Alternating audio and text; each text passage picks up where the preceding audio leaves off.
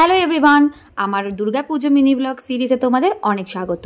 আজকে হচ্ছে সপ্তমী, আর সর্বপ্রথম আমরা এখন চলে এসেছি হচ্ছে কাদি বাস স্ট্যান্ডে যে ঠাকুরটা হয় সেটা দেখতে। প্রত্যেক বছর এখানকার প্রতিমাটা কিন্তু হয় একেবারে অন্যরকম, মানে এরকম প্রতিমা অন্য কোথাও দেখা যায় না। ঠিক একটা সাউথ ইন্ডিয়ান টাইপের যে লুক হয় সেই রকম। এত ভালো লাগছিল, মনে হচ্ছিল দাঁড়িয়ে দেখেই যাই। তো তারপর আমরা বেরিয়ে পড়েছি আবার। তো রাস্তায় এত গরম লাগছিল যে একটু রিফ্রেশমেন্টের খোঁজে চলে এসেছি আখের রস খেতে। তার কারণ যতই যাই হোক না কেন, নিজের শরীরকে ঠিক রাখা হচ্ছে সব থেকে বেশি ইম্পর্টেন্ট। না হলে কিন্তু বাকিগুলো দিন একদম এনজয় করা যাবে না। আমাদের বহরমপুরে কিন্তু প্রচুর ঠাকুর হয়, তো সব তো দেখানো সম্ভব না, তাই যেগুলো যেগুলো খুব ভালো করেছে সেগুলোই তোমাদের সামনে তুলে ধরছি। এখন যেমন চলে এসেছি অযোধ্যা নগরে। এই ঠাকুরটা আর এই প্যান্ডেলটা প্রত্যেক বছর দারুণ করে।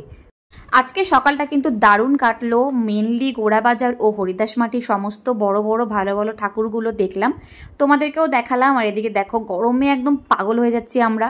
আর বেলাও অনেকটা হয়ে গেছে বলে চলে এসেছি সোজা ভিলা রিসর্টে। লাঞ্চ করতে এসে দারুণ জিনিস দেখতে পেলাম। এখানে দুর্গাপুজো স্পেশাল হিসেবে মাটির থালার ওপর কলা পাতাতে কিন্তু খাবার দেওয়া হচ্ছে। জিনিসটা আমার বেশ ভালো লেগেছে। তোমাদের কেমন লাগলো অবশ্যই আমাকে জানিও। দেখা হবে পরের ভিডিওতে।